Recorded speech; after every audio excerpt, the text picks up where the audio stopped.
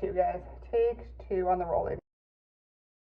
Today we are going to be making and reviewing the King Arthur's easy to make, easy to prepare, gluten-free pie crust. So if this crust does hold up, and fingers crossed that it's going to, King Arthur is pretty well respected in the gluten-free community, so I have no reason to believe, other than the fact that I don't bake well, I have no reason to believe that this is not going to be a good pie crust.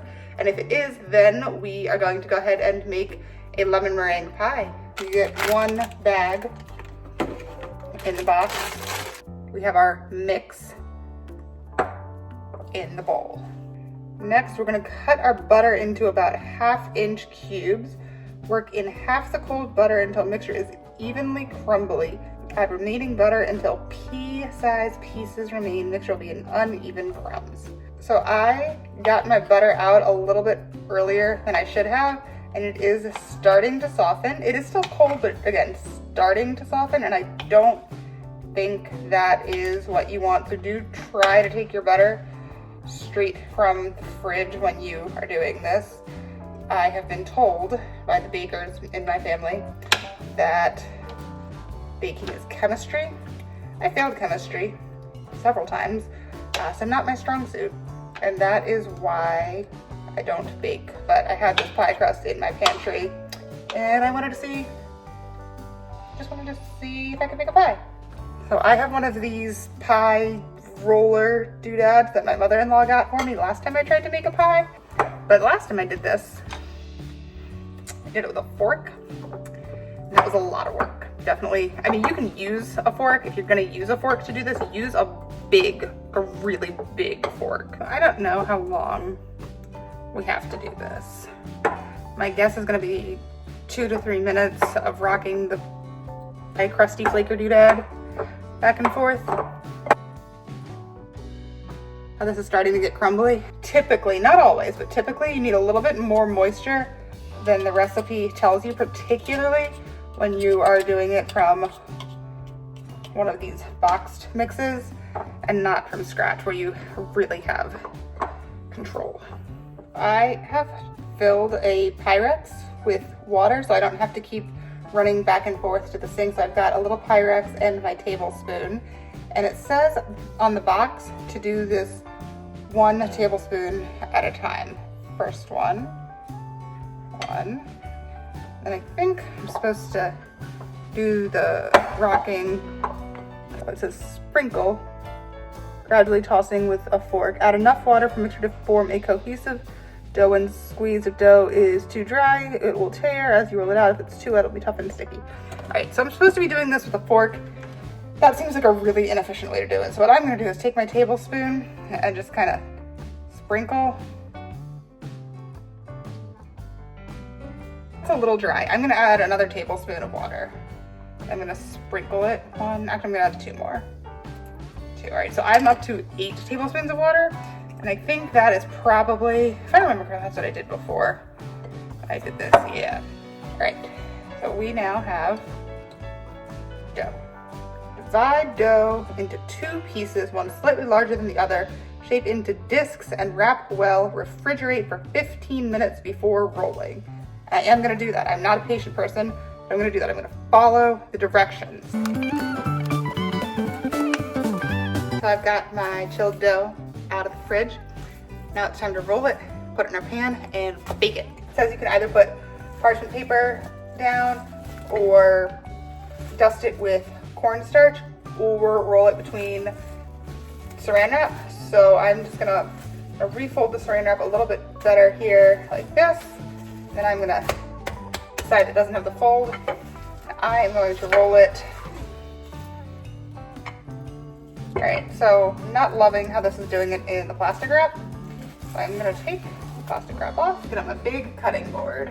I'm gonna dust with a little bit of cornstarch. I don't know, is that a little or a lot? Well, I guess maybe I could just like do it on the rolling pin, maybe that's better.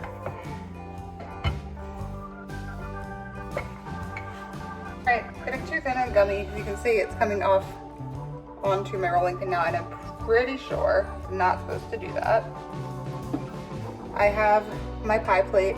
I had one with crimped edges. I'm not sure where that went off to. I may have lent it to a friend at some point. You guys ever do that? Lend your dishes to friends and then everybody just kind of has everybody else's dishes, but it doesn't matter because you all see each other all the time, so you all just end up with each other's dishes? That's definitely how it seems to work in my circle. All right, take two, guys. Take two on the rolling, because it is gummy, which I am pretty sure means I have a little bit too much water in it. I'm gonna just reform that. Cornstarch on our board. Put some cornstarch on our dough.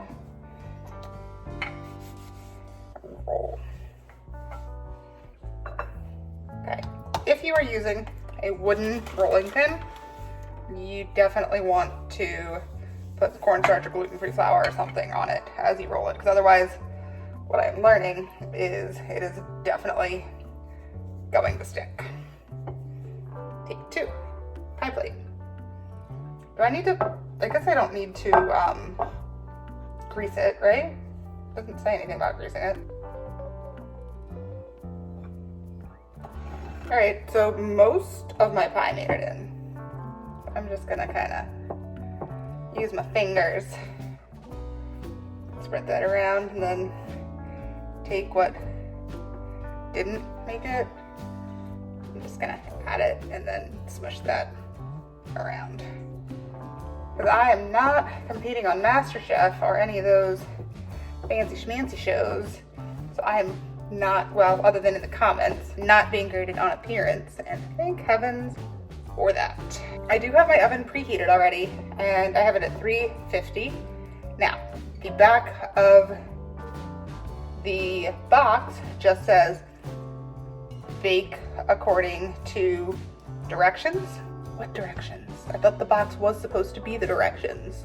So I've got it at 350 because I do find that gluten-free flours tend to do better at lower heat.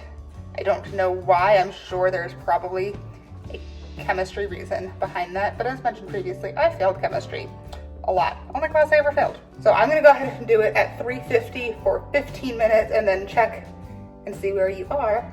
Not where you are, I know where you are, you're at home watching this video. In 15 minutes I'm gonna check and see where the pie is and how it's doing and if it is ready to receive its toppings. This crust smells really good. It looks done, I think. So I'm gonna go ahead and pull it out and let it cool before it gets filled with delicious goodness.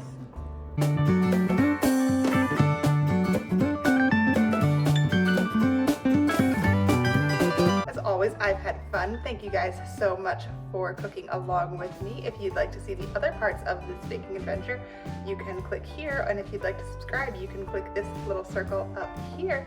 See you next time.